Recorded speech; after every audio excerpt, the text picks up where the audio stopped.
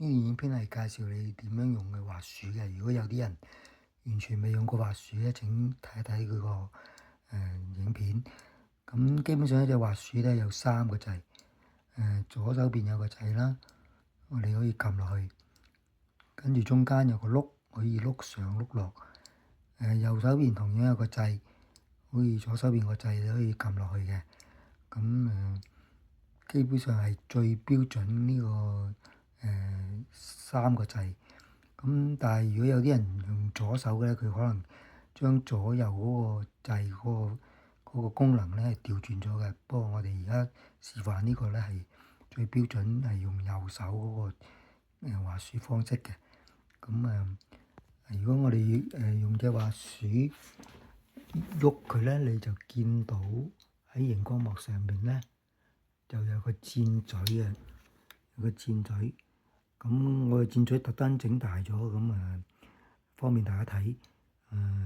你個箭嘴可能會細啲嘅。咁例如我哋而家呢度有個熒光幕有4格嘅檔案啦。咁如果我哋想由呢格而家呢段檔案咧跳去第二段檔案咧，你就只去譬如呢個檔案度，你喺左手邊嗰個掣咧撳一下，你就跳咗去第二格啦。跟住呢度咧，你又撳一下，你就跳咗第二格噶啦。咁如此類推啦，可以去跳去唔同嘅格數。咁至於中間嗰個掣咧，個碌咧，就愛嚟，譬如呢篇文章咧係多過一頁嘅，咁你睇唔到下邊嗰頁噶嘛。咁你就去到呢篇文章嗰度咧，你碌個滑鼠咧，你咪睇到下一段佢嘅文章嗰啲文字咯。如果你想睇翻上邊嗰啲咧，你就碌翻上邊，咁就睇到嗰段文字噶啦。咁最後嗰個右手邊個掣咧係做多有啲功能嘅。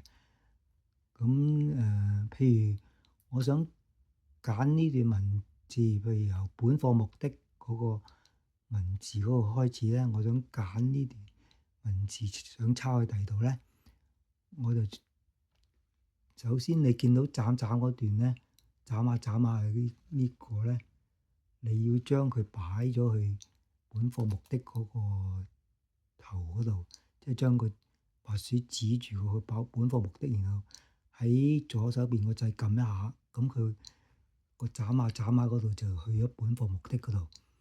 跟住咧，你將隻滑鼠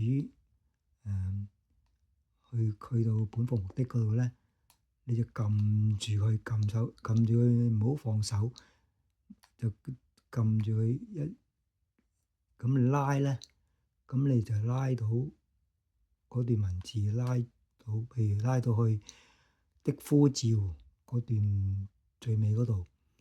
咁你想淨係抄呢段咧，你就跟住咧，你左手邊個掣你可以放手。咁你見到佢呢段文字就黑咗少少嘅，即有個陰影喺度嘅。咁咧跟住你將個箭嘴指翻呢度咧，你撳一下右手邊個掣，咁你就見到有啲公仔走咗出嚟嘅，有其他唔同嘅功能走出嚟嘅。